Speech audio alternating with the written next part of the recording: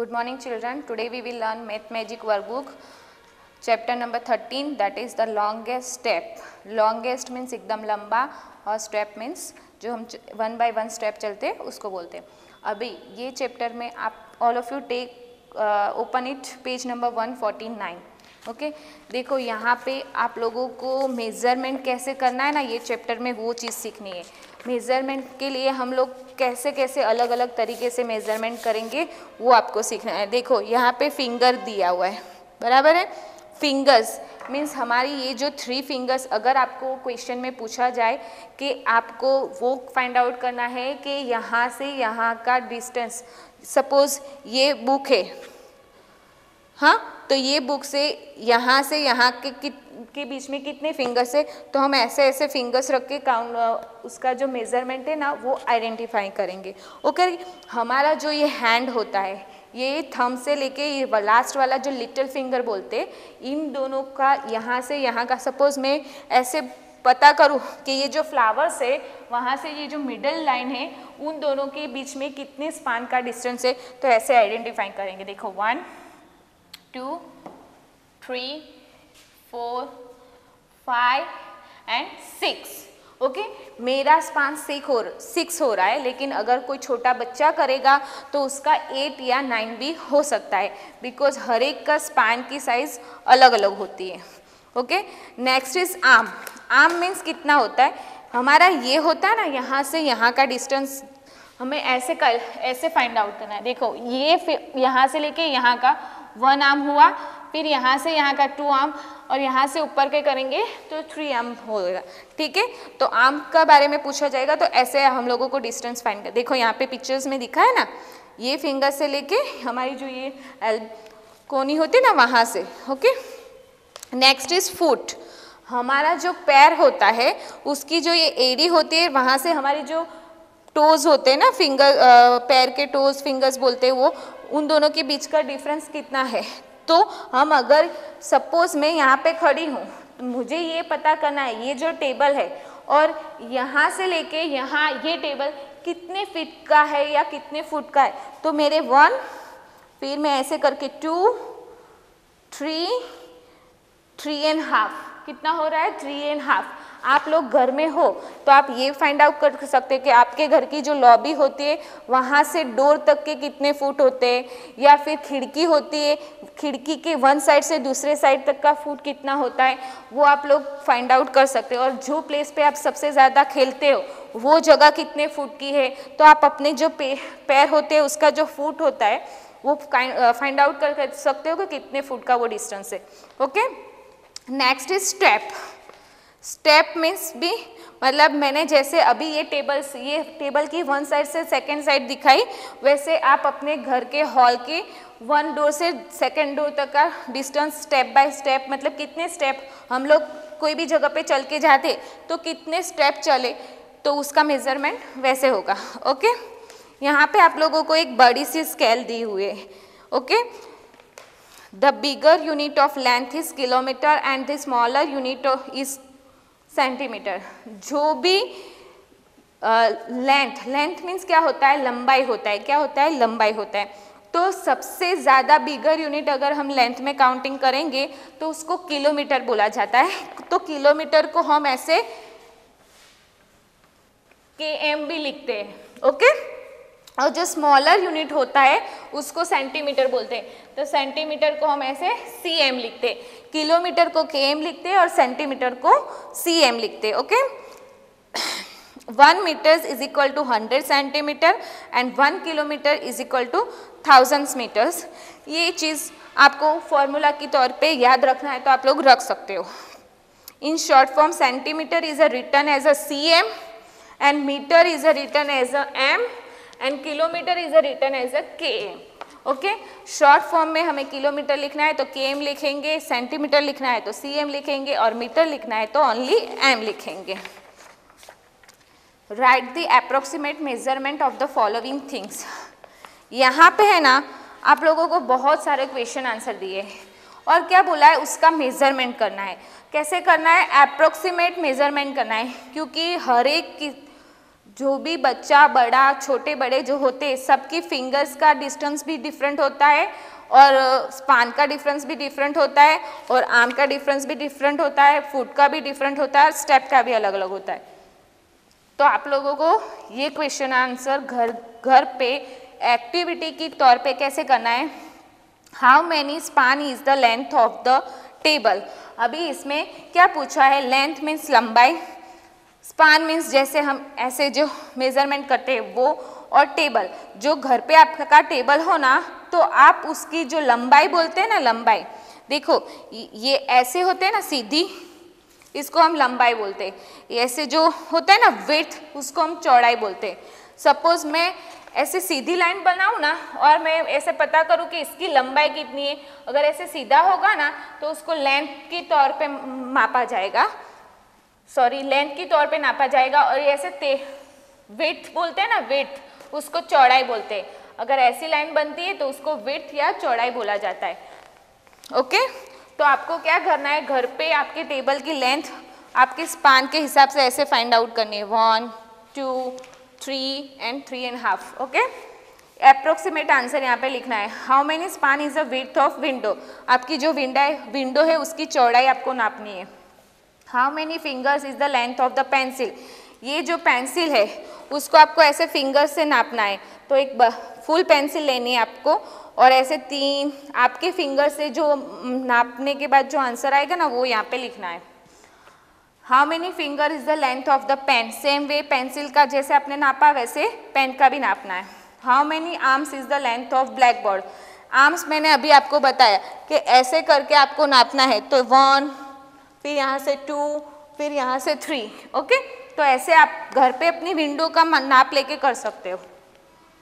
How many arms is the length of bench. Bench का arms के हिसाब से आपको लंबाई देखना है। How many span is the length of school bag. आपकी जो स्कूल बैग होती है उसको ऐसे स्पान से आप लेके कर सकते हो। How many span is the length of water bag. तो आप वाटर बैग आपकी जो रहती है ना, वाटर, देखो मेरे पास भी एक बॉटल जैसी है, आपकी वाटर बॉटल भी ऐसे ही आती है, तो आप अपनी वाटर बॉटल को ऐसे फिंगर से नाप के कर सकते हो, ठीक है, घर पे। How many arms is the length of bed. आप जिस बेड पे सोते हो उसकी जो लेंथ है वो आपको नापनी है फीट के हिसाब से। ये जो मैंने यहाँ पे दिखाया था ना, तो सबसे पहले आपको ये याद रखना है, फिंगर माप बोलेंगे तो ऐसे करेंगे, स्पान बोलेंगे तो ऐसे करना है, आर्म बोले तो ऐसे, फुट एंड स्टेप। ये 5 चीज़ को आपको माइंड में रिमाइंड कर लेना है ताकि आप जब भी नापो तो स्पान बोला जाए तो तुरंत आइडिया आना चाहिए कैसे नापना है, फिंगर्स बोला जाए तो ऐसे नापना है, आर्म बोला जाए तो ऐसे नापना है, फुट बोला जाए तो ऐसे, एंड स्टेप से। ओके, तो ऐसे ही आपको ये एक्टिविटी के तौर पे घर पे क्वेश्चन आंसर करने हैं। Question number 2, right the measuring with the help of scale. एक स्केल लेना है आपको घर पे, और जहाँ पे भी आपको पेन के बारे में बोला जाए, लेंथ ऑफ पेन, तो स्केल और पेन को दोनों को साथ में रख के उसका मेजरमेंट लेना है। कैंडल बोला जाए तो उस हिसाब से करना है। सपोज मुझे ऐसे स्टिक का बोला जाएगा तो ये जो स्टिक है और स्केल के साथ हम लोग ऐसे मेजरमेंट करेंगे, ठीक है, और फिर जो आंसर आएगा वो यहाँ पे लिखना है। ओके, ऐड, अभी एडिशन करना है, तो एडिशन हम कैसे करेंगे, ओनली जैसे नॉर्मल एडिशन करते हैं वैसे, बट यहाँ पे आपको मीटर्स, सेंटीमीटर्स और किलोमीटर्स जिसमें जो आंसर दिया वो करना है। अभी ये 23 मीटर्स एंड 15 मीटर्स ऐसे दिया है, तो 23 है तो सबसे पहले टेंस एंड वंस को आइडेंटिफाई करना है। फिर हम लोग जैसे 3 वंस होते तो वंस मतलब 3 बीट्स बनाते थे, 2 टेंस है तो 2 माला बनाएंगे। ओके, यहाँ पे 3 है तो 1 2 3, 5 है तो 1 2 3 4 5, 2 टेंस है, 1 टेंस है, पहले वंस को काउंट करेंगे 1 2 3 4 5 6 7 8, तो answer 8 once.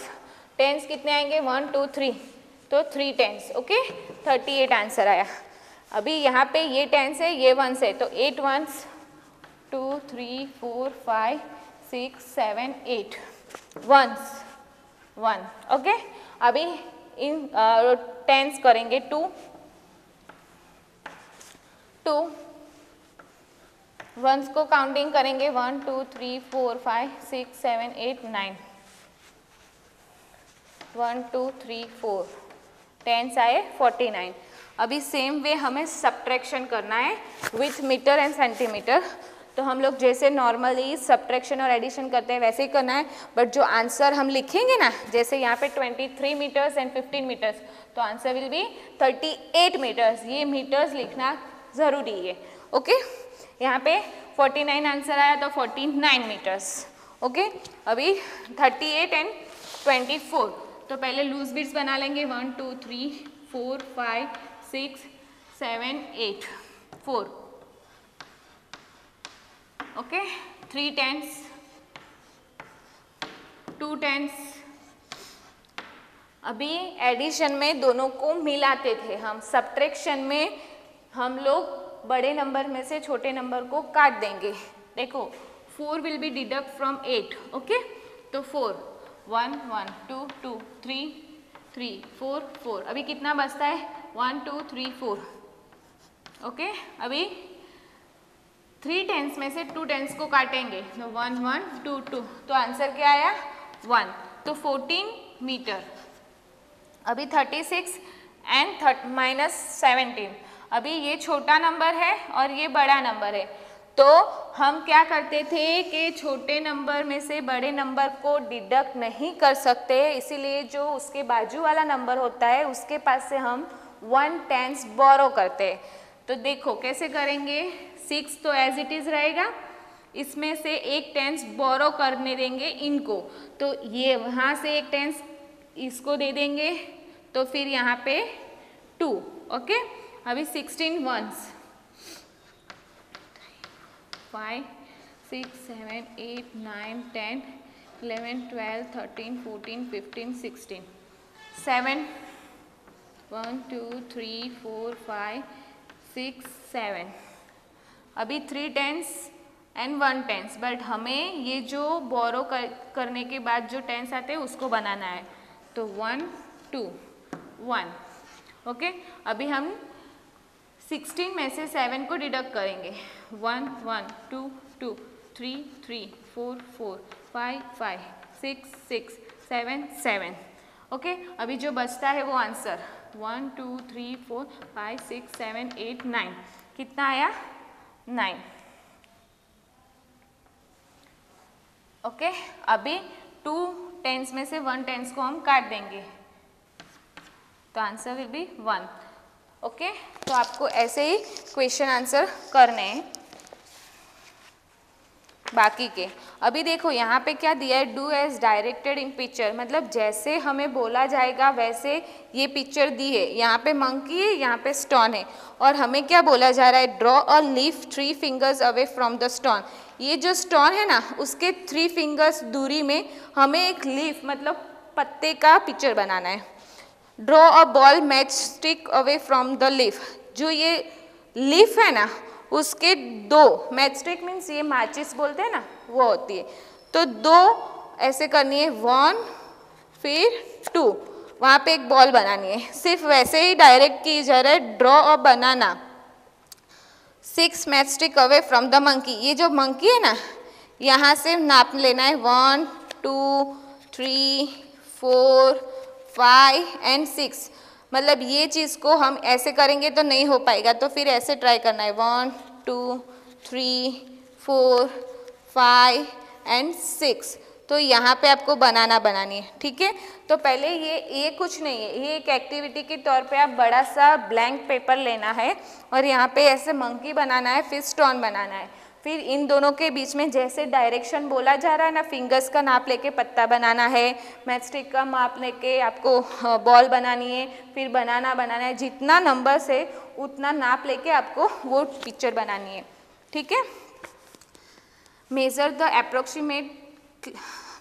approximately on the basis of the picture and write the answer to the question।